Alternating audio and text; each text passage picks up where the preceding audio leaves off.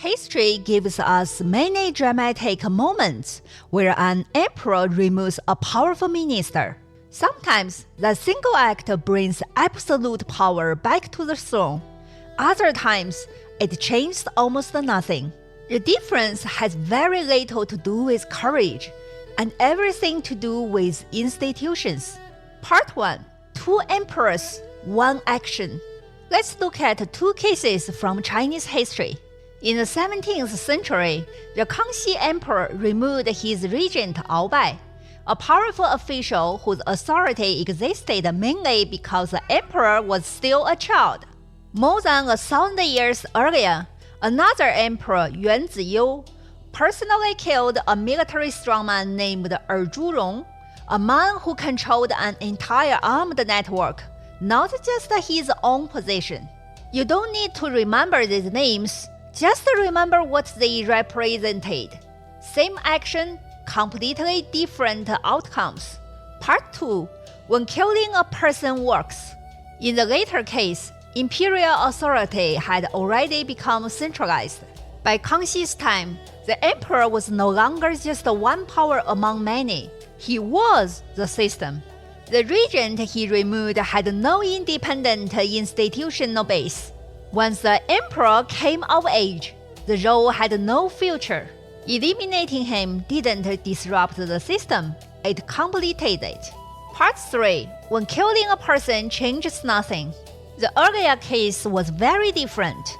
At that time, the throne existed, but real power was fragmented. Military leaders controlled armies. Administrative authority was dispersed. Emperors could be replaced. The minister who was killed was not an exception. He was a product of the system. Removing him did not remove the structure behind him. It simply created space for another minister to rise. Part 4. Why courage isn't the key factor. This is where many people misunderstand history. Sometimes it's tempting to simplify or romanticize history and on personal bravery, on whether an emperor dared to strike. But courage alone does not determine political outcomes. What matters is this: who does the system recognize as a final authority? In a fragmented system, killing a powerful figure solves nothing. In a centralized system, removing the last obstacle restores full control. Part 5. Institution beats personality. This is a real lesson.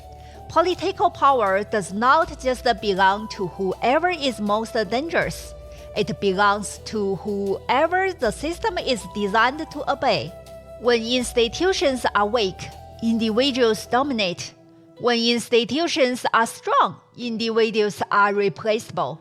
The same act, killing a powerful minister, means completely different things in different political ecosystems. History often remembers assassinations and confrontations.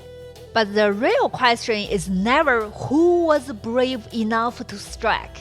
It is, was there a system ready to absorb the power afterward? Without that system, killing a rebel changes nothing. With it, power finally comes home.